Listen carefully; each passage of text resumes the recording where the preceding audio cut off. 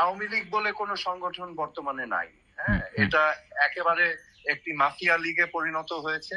এখানে মহলরা এই দলটাকে গ্রাস করেছে, গ্রাস করে লুটপাট, হত্যা, নির্যাতন, গুম খুনের রাজত্ব কায়েম করেছিল গত 15-16 বছর, এবং এখন বাংলাদেশ মুক্ত হয়েছে। এখন আচ্ছা, এখানে আমরা ওই এই বছর হচ্ছে বাংলাদেশের প্রথম প্রধানমন্ত্রী তাজউদ্দিন আহমেদের 100তম জন্মবার্ষিকী। হ্যাঁ, তো ওইটার উপলক্ষে একটা ওনাকে নিয়ে একটা সংগঠন আছে, এটার নাম হচ্ছে centre for Tajuddin Ahmed research and analysis.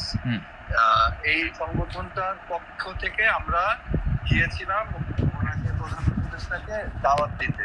আগামী 26 তারিখ এই প্রোগ্রামে দাওয়াত পৌঁছে দেওয়ার জন্য গিয়েছিলাম।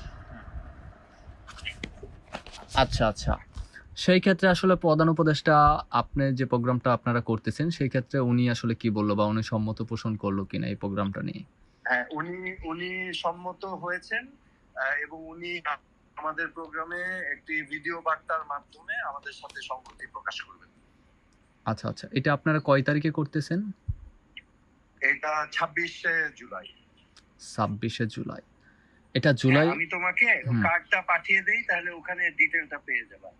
আচ্ছা আচ্ছা, আর এখন এই যে কার্ডটা পাঠিয়ে দিই। হ্যাঁ হ্যাঁ শিওর। আর আরেকটা বিষয় হচ্ছে এই যে এখন আওয়ামী লীগ নিষিদ্ধ হচ্ছে, গতকালকে একটা গোপালগঞ্জে একটা এই যে এনসিপির বিষয় নিয়ে একটি অনেক বড় একটি মানে কাহিনী হয়ে গেল, এবং হচ্ছে গোপালগঞ্জে যে বিষয়গুলো আপনিও দেখছেন এবং আপনি নিজে ফেসবুকে পোস্ট দিয়েছেন, তার পরিপ্রেক্ষিতে আপনার গাজীপুরের যে সাবেক ছাত্রলীগ নেতা উনি আপনাকে নিয়ে একটি পোস্ট দিয়েছে, সেই পোস্টটাও নিশ্চয়ই আপনি দেখেছেন। তো এই বিষয় নিয়ে আপনার কোনো বক্তব্য আছে কিনা?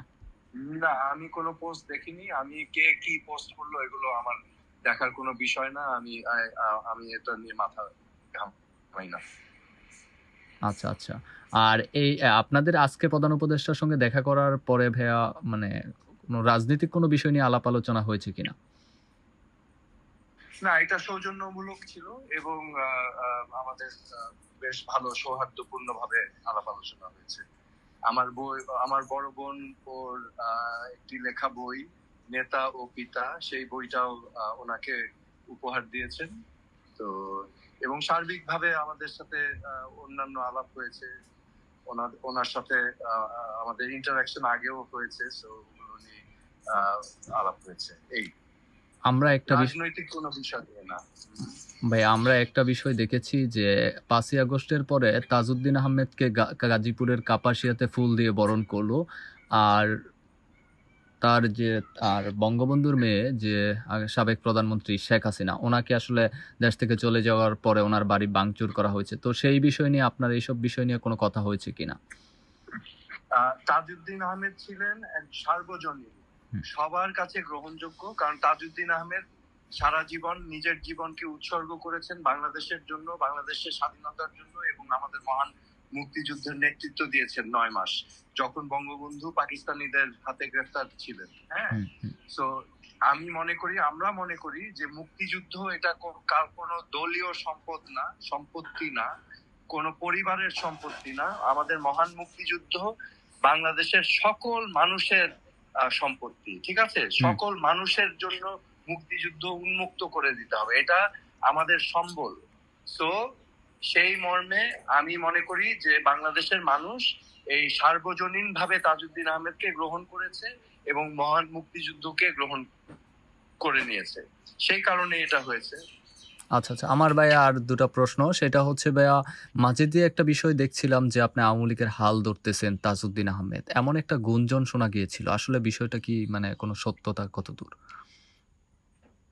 আওয়ামী লীগ বলে কোনো সংগঠন বর্তমানে নাই। হ্যাঁ, এটা একেবারে একটি মাফিয়া লীগে পরিণত হয়েছে।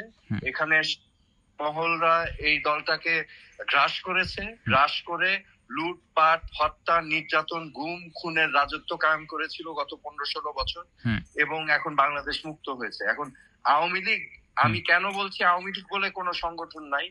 আওয়ামী লীগ সংগঠন ছিল আমাদের স্বাধীনতার 23 বছরের নেতৃত্ব দিয়েছিল বাংলাদেশ আওয়ামী লীগ, সেই সময়কার আওয়ামী লীগ।